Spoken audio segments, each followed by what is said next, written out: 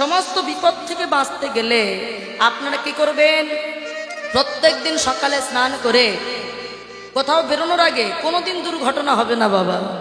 যদি এবার কপালে থাকে, ভাগ্যের লেখা কেউ ঘন্টাতে পারে না, কিন্তু ভগবান তবু বলেন কি, কর্মটা তো ভালো করো, যেমন কর্ম তেমন ফল, গীতার বাণী।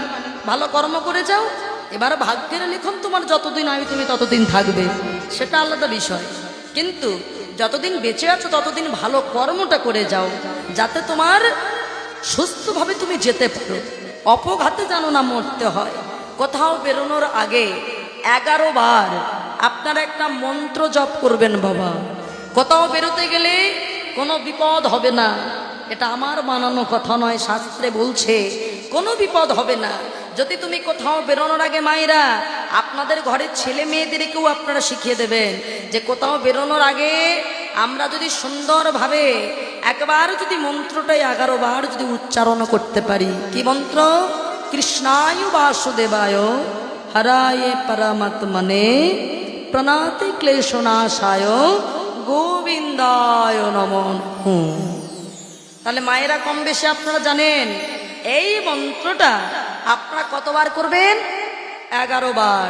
সকালে বেরোনোর আগে, কোনো কাজে বেরোনোর আগে আপনারা অতি অবশ্যই স্নান করে আগে তুলসী দেবীদের মাথায় জল দেবেন। এই যে এখন বৈশাখ মাস চলছে, জল দিচ্ছেন তো?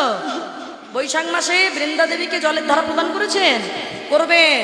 কেউ যদি না জেনে থাকেন, অবশ্যই সকালে 2 বার করে জল দিতে হয় মায়েরা, সকালে এবং বিকালে দিলেন। আর যদি তা না হয় তাহলে জলের ধারা প্রদান করবেন। কেন? কারণ এই বৈশাখ মাসে সূর্য মেষ রাশিতে প্রবেশ করে, এতটাই তাপ বেড়ে যায় সূর্যের যে বৃন্দা দেবী বড় কষ্ট পায় বাবা। তাই গোবিন্দের প্রেয়সী, তাকে যদি সন্তুষ্ট করতে পারেন আমার গোবিন্দ সন্তুষ্ট হয়। আপনারা অতি অবশ্যই মাতা তুলসী দেবীর মাথার উপরে জলের ধারা প্রদান করবেন। সেখানে মন্ত্র বলবেন কি, গোবিন্দ বল্লভাং দেবী ভক্ত চৈতন্যকারিণী স্নাপমি জগদ্ধাত্রী কৃষ্ণ ভক্তি প্রদায়িনী। কেন বললেন হে গোবিন্দ বল্লভাং? মানে তুমি হলে আমার গোবিন্দের বল্লভা, প্রিয়তমা। হে দেবী ভক্ত চৈতন্যকারিণী, মন্ত্রের মানে হলো তুমি আমার ভক্তদের চৈতন্য প্রদান করো। কিশোর চৈতন্য, জ্ঞানের চৈতন্য তুমি প্রদান করো।